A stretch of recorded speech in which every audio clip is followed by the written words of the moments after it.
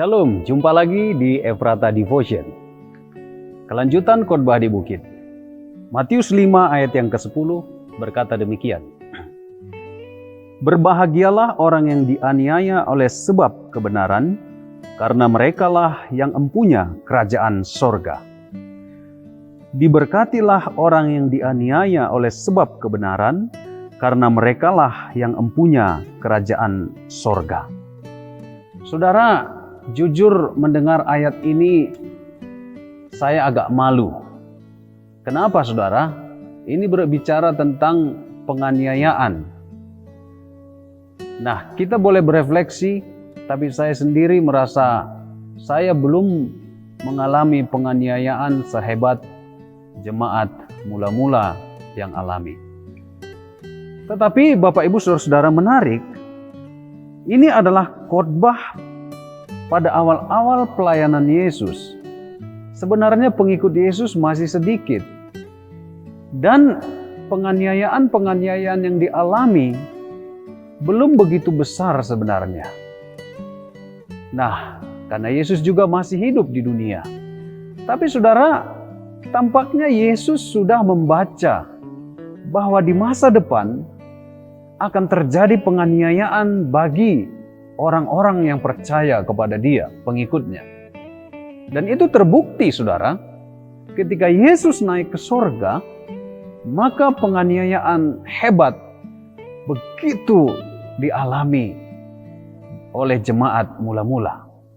Mereka sulit beribadah, mereka harus beribadah di kuburan, mereka harus sembunyi-sembunyi, mereka ada yang ditangkap di penjara, ada yang diadu dengan binatang, bahkan ada yang dibakar, saudara-saudaraku sekalian.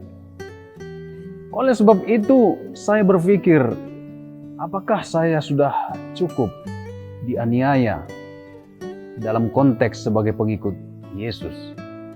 Seringkali penganiayaan yang saya alami dalam tanda petik, kesulitan ataupun pergumulan, kadang karena kelalaian saya sendiri. Saudara, tapi satu hal yang bisa kita pelajari pada ayat ini, suatu ketika kalau saudara mengalami aniaya, maka saudara diberkatilah, berbahagialah, karena Yesus sendiri yang mengatakannya, ketika saudara dianiaya karena jalan Tuhan, karena kebenaran, dan kebenaran itu sudah diintegrasikan Yesus, dimutlakkan Yesus, karena dengan dirinya yang adalah jalan dan kebenaran dan hidup, maka saudaraku, kalau kita mengalami penganiayaan karena Tuhan, berbahagialah dan diberkatilah, karena upah saudara dan saya besar di sorga. Nah saudaraku, lalu kita mungkin belum memikirkan penganiayaan yang hebat, di penjara, dipukul, disakiti dan lain sebagainya. Tetapi ayat 11 Yesus juga mengatakan bentuk penganiayaan-penganiayaan yang kecil. Dikatakan demikian.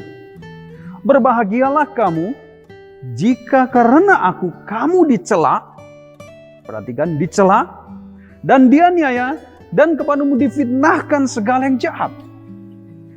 Jadi kalaupun kita belum mengalami penganiayaan yang hebat seperti yang dialami oleh banyak jemaat mula-mula, dalam jemaat mula-mula, maka ketika saudara dan saya dicela, difitnah, mungkin dalam konteks sekarang, dibully, mungkin saudara difitnah pernah karena kebenaran, jangan menyerah saudara. Meskipun saudara mengalami tindakan-tindakan diskriminasi dalam karir, dalam jabatan, perlakuan-perlakuan diskriminasi dalam masyarakat, saudara, jangan kita mengalami lemah iman, jangan menyerah saudara. Kenapa? Yesus sudah pernah mengkhotbahkan hal ini dan menyampaikan kepada kita hari ini firman Tuhan yang berkata kepada kita, diberkatilah kita karena kita akan beroleh upah di sorga. Kita adalah empunya kerajaan sorga. Maka di dalam ayat 12 Yesus juga menegaskan, bersukacitalah dan bergembiralah karena upahmu besar di sorga, sebab demikian juga telah dianiaya nabi-nabi sebelum kamu. Saudaraku, baik kita orang tua, orang muda, remaja sekalian, Kalau saudara dan saya dibuli, dilecehkan karena iman, karena jalan dan kebenaran, kita akan beroleh upah. Maka diberkatilah kita. Salam.